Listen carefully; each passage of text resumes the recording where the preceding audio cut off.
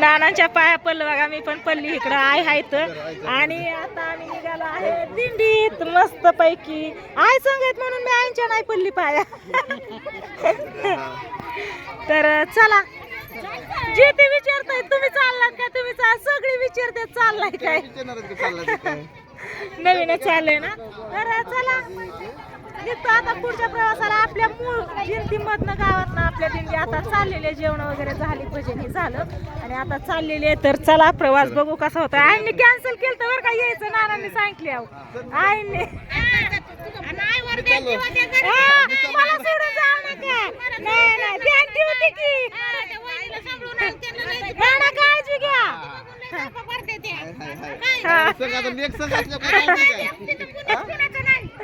आम्ही आहेत की, आम्ही आहेत, आम्ही नाही सोडत, नका काळजी करू. चला बाय बाय. चला निघतो आता पुढं.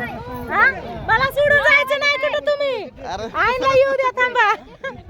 कुठे आल्या का? चला चला बघू पुढचा प्रवास कसा होतोय, कोण कोण आले दिंडीत आमच्या गावातला आमच्या बरोबर, ती पण तुम्हाला सांगते. तर चला, सगळी पुढं गेली बाकीची अजून विचारत्या तीच. चला, ऊन लागायला लागलं, गरम व्हायला लागलं. आताशी सुरुवात केली आहे. गावाच्या बाहेर आलोय बघा आणि इथं ना आपली देवीचं मंदिर आहे, तुकाई देवीचं. तर इथं दर्शन घेण्यासाठी आम्ही आलो या. दर्शन घ्यायचं आणि इथून निघायचं. बाहेर सगळी भजनी मंडळी ही सगळी आहेत. तर घेतो दर्शन आता. लय वारं सुटले, इतकं वारं सुटलंय ना, लय सुटलंय.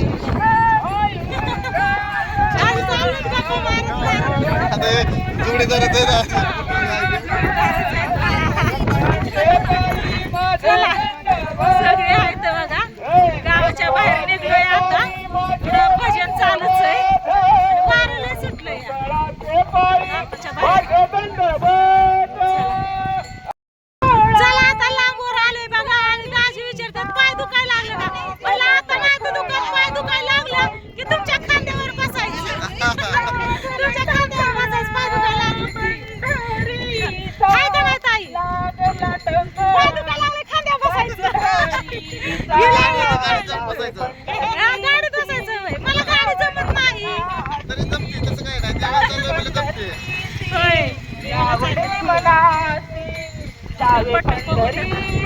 चला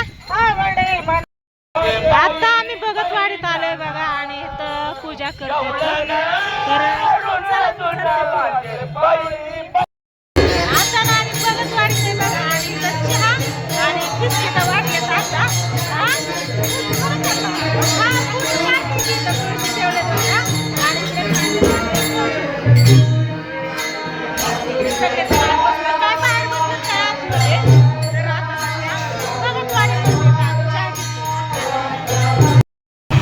रेल्वे पण आली बघा इकडं आणि आता आम्ही आलो कुठं, वारेवाडी नाही, कोणचं गाव आहे, आम्ही तिकडे पाठीमागची पाठीमाग पुढची पुढं.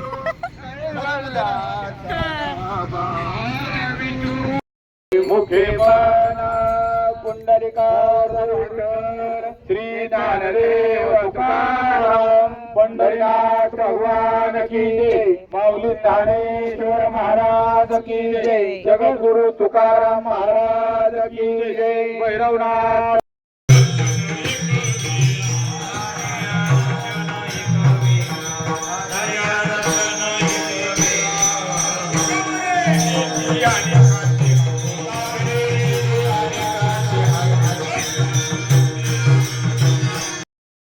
आता ना संध्याकाळचे 10:30 वाजलेत बघा. कीर्तन झालं, जेवण झालं, सगळे आरामासाठी तर विठ्ठल रुक्मिणीच्या मंदिरात आलेत. आणि आता आम्ही आहेत मुक्कामाला पारेवाडीमध्ये.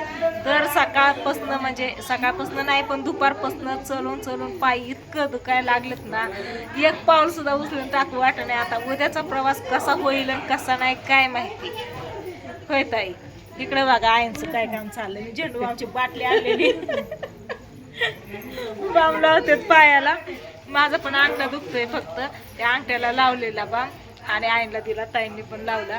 आजचा पहिला दिवस आहे, अजून 7 दिवस काढायचे.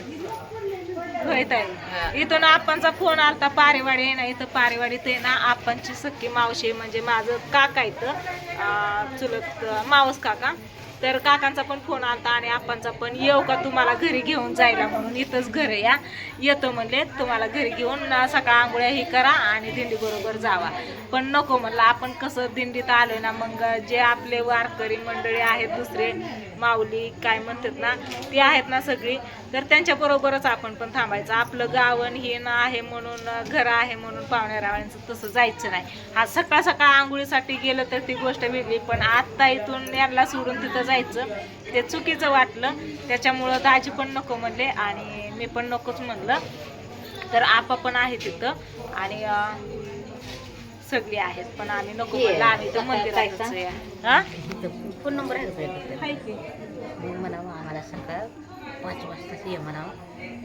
आपा होय 4 वाजताच्या त्यानं आपणला सांगितलं. एकदा आपणला सांगितलं ना आपा लगेचच ती सुट्टी नाही तर ते म्हणावा आम्हाला काय नाही, फक्त आंघोळ्या झाल्या ना तरी बस झाल्या. आंघोळ्या पण इतक्या लांब कशाला जायचं आंघोळीला? कुठं तिला किती लांब हा इथंच करायची कशाला जा बादल्या बघ की आता मी सकाळ कशी मुरखंड असते, बादल्या मिळत नाहीत. बाया कवाच आंघोळ्या करतात पाठच उठून. हा लय अंधार सकाळ कसं उठणं व्हायचं आणि उठल्यावरती ते थंड पाण्याने आंघोळ्या करायच्या. असं नाही की गरम पाणी करायचं मिरचीने आंघोळ्या करत बसायचं असं नाही. गुडगुड आंघोळ करून घ्यायची गार पाण्याने पाठदिशी व्हायचं मोकळं. ती बी बादल्या मिळायची मुश्किल. बादल्या तर एवढ्यांना कसं मिळायचं. मगाशी आलते आपले पारेवाडीतले फॅन आलते भेटायला. कीर्तन चालू होतं त्यावेळेस बाहेरच्या बाहेर दाजींना भेटले.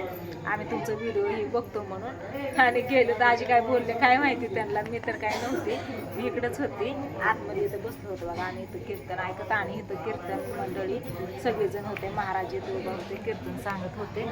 तर चला असू द्या. इथं असं विठ्ठल रुक्मिणीचं मंदिर आहे बघा. तर तिकडं आहे. आता काही मी उठत नाही कारण आहे ना पाय मापाच्या बाहेर दुखत्यात.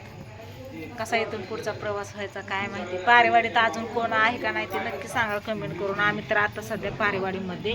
तर हा व्हिडिओ मी उद्या टाकणार आहे, त्याच्यामुळे सांगितलं नाही सांगितलं तरी काय मी पुढं जाणार आहे इथून. तर असू द्या आता करतो आराम दिवसभर चलून सगळ्यांबरोबर. इतक्या लांब मी पहिल्यांदाच चलले असं पहिल्यांदा. तसं ना बाई येताना मी झेंडूची बाटली आणली होती म्हणलं आपलं आईला लागते इकडून तिकडून कुणी पण असते. डोकं दुखायला लागलं पाय दुखायला लागलं लावण्यासाठी. तर चला असू द्या काय नाही. आता व्हिडिओला करते तर चेंज आणि करतो आराम. Bye bye good night. काय लावायचं चला.